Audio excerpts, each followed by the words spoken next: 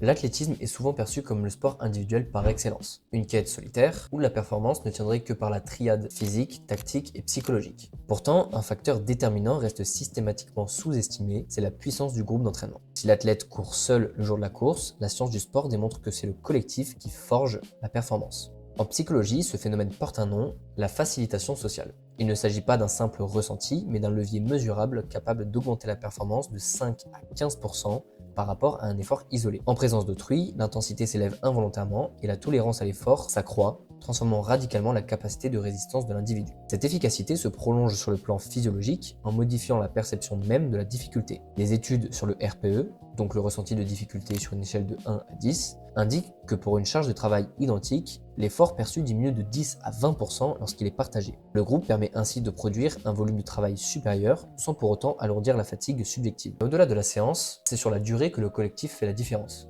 Le sentiment d'appartenance agit comme un moteur de régularité, augmentant l'adhérence à l'entraînement de 30 à 40% sur le long terme, et dans un environnement stimulant, entouré de partenaires légèrement plus forts, l'apprentissage moteur s'accélère et les athlètes progressent en moyenne de 20 à 25% plus rapidement qu'en s'entraînant de manière isolée. Enfin, le groupe fonctionne comme un bouclier émotionnel. Face à la pression des grands rendez-vous, le partage des objectifs et des échecs permet de réduire l'anxiété pré-compétitive de près de 30%.